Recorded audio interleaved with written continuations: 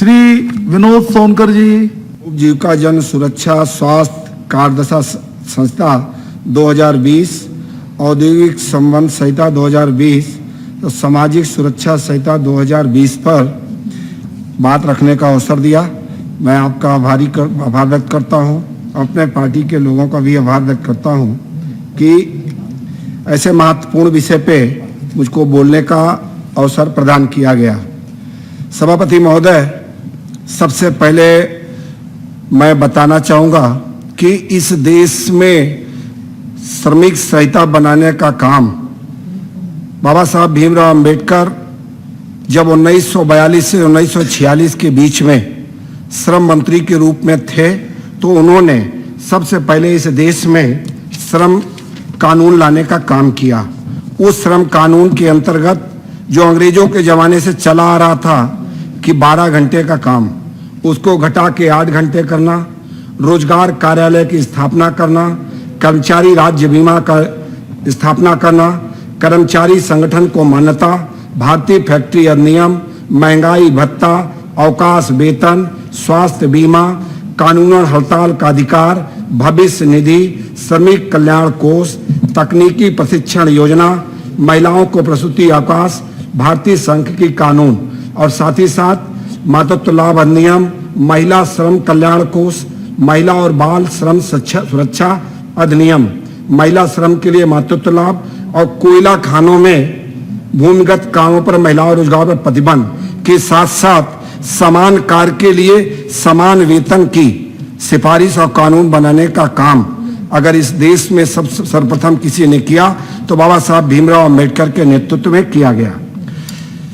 सभापति महोदय, देश आजाद हुआ, देश की आवश्यकता के अनुसार और रोजगार और औद्योगिक आवश्यकता के अनुसार नए नए कानून बनते गए। एक नहीं 44 केंद्रीय कानून इस देश में बन गए। कानूनों की संख्या तो खूब बढ़ी, लेकिन उस कानून में ना तो उद्योग का विकास किया और ना तो श्रमिकों का विकास किया, बल्कि औद्योगिक घरानों में व्यापार करने वाले लोगों में नियोक्ता में भय पैदा किया। और इस इतने कानूनों के मकड़ जाल में हमारा श्रमिक केवल श्रमिक अदालतों में चक्कर लगाते के लिए मजबूर हो गया। मैं देश के यशस्वी प्रधानमंत्री जी को बधाई दूंगा कि बाबा साहब भीमराव अंबेडकर के बाद अगर इस देश के श्रमिकों के लिए समग्रता से लंबे समय के बाद अगर किसी ने विचार किया, किसी ने कानून बनाने का काम किया, तो देश के यशस्वी प्रधानमंत्री आदरणीय नरेंद्र भाई मोदी ने किया। मैं उनको बधाई देता हूं। आपने अब केंद्रीय श्रम मंत्री आदरणीय संतोष गंगवार जी को भी बधाई देता हूं कि उनके नेतृत्व में एक समग्र कानून आया।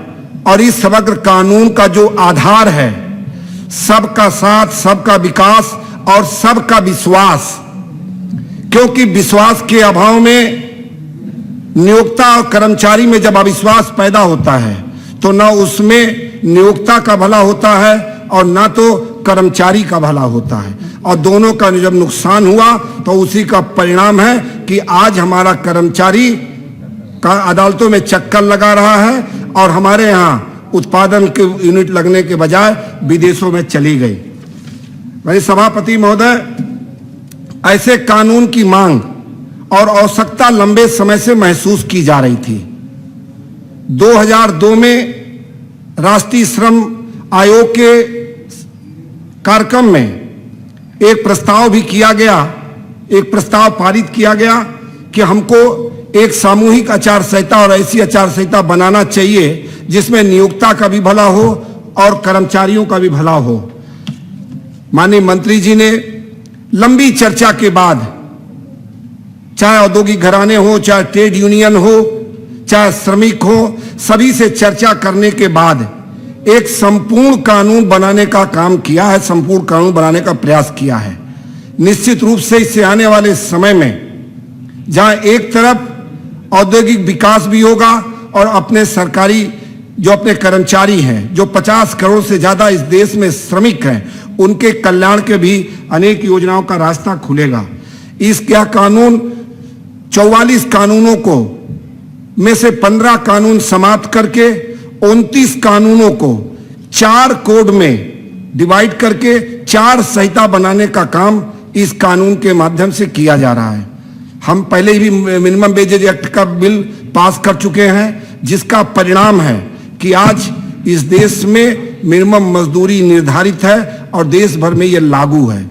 और बाकी 3 बिल माननीय मंत्री जी द्वारा लाया गया है, चाहे औद्योगिक संबंध संहिता बिल हो, चाहे सामाजिक सुरक्षा हो, इन सभी का उद्देश्य इस देश के औद्योगिक विकास और श्रमिकों के बीच में विश्वास पैदा करना है।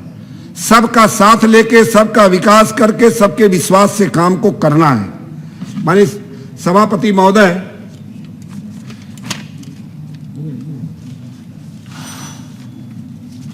माननीय सभापति महोदय, 23 जुलाई 2019 को लोकसभा में एक इस बिल को लाया गया था और वहां पर विपक्ष की मांग पे और श्रमिक के हित को देखते हुए इसको श्रमिक विभाग के संसदीय समिति को सौंप दिया गया और उनके द्वारा 233 सुझाव जो दिए गए थे, उसमें से 174 सुझावों को स्वीकार करके इस कानून में समाहित करने का काम भी यह कानून करेगा। इस कानून की जो सबसे बड़ी खास बात है कि पहले श्रमिक अपने को यह साबित ही नहीं कर पाता था कि मैं किस नियोक्ता के यहाँ काम करता था। यह कानून इस बात के लिए श्रमिक को गारंटी देता है कि किसी भी नियोक्ता को उसको नियुक्ति पत्र जारी करना पड़ेगा। उस नियुक्ति पत्र के पाने के बाद वो सभी प्रकार की जो सामाजिक लाभ है, जो कानूनी लाभ है, उसको मिलेगा।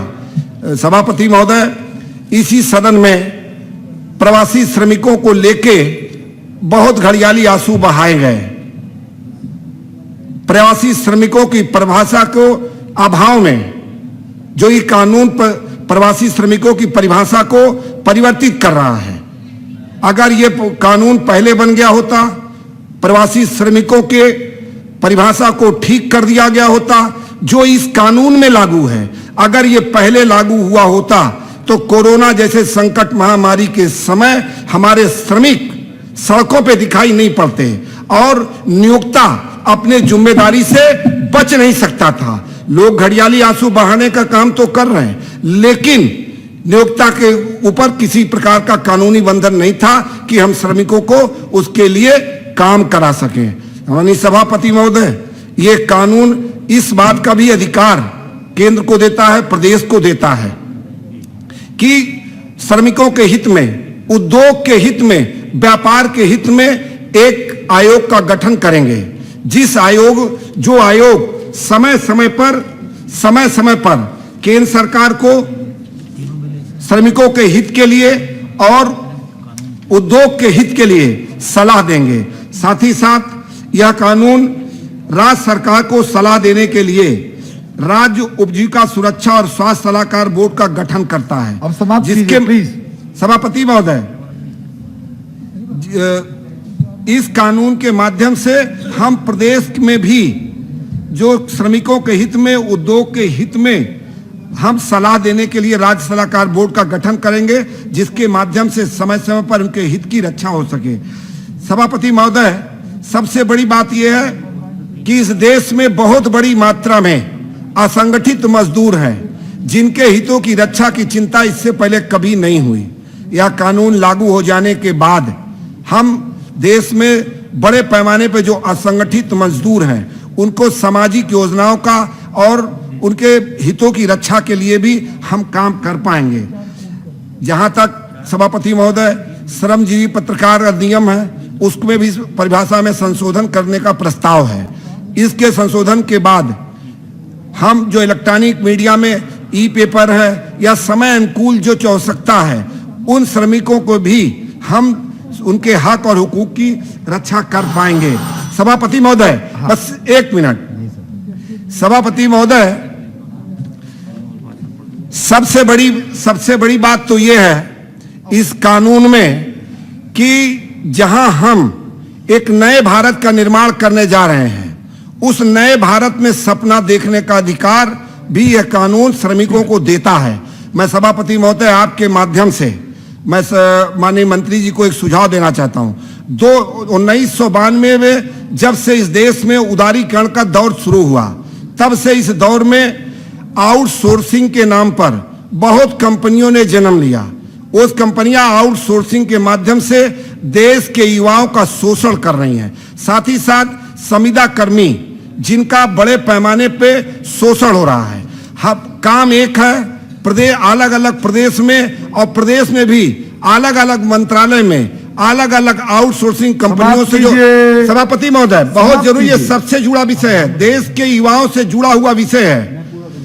आउटसोर्सिंग के माध्यम की वजह से लगातार युवाओं का शोषण हो रहा है, संविदा की वजह से शोषण हो रहा है। तो मैं आपके माध्यम से सभापति महोदय माननीय मंत्री जी से मांग करता हूं, निवेदन करता हूं। और पहले सभापति महोदय एक सेकंड मैं आपके माध्यम से मांग कर रहा हूं कि संविदा कर्मी और आउटसोर्सिंग को लेकर भी देश में एक राष्ट्रीय नीति बननी चाहिए, जिससे देश के युवाओं का शोषण बंद हो।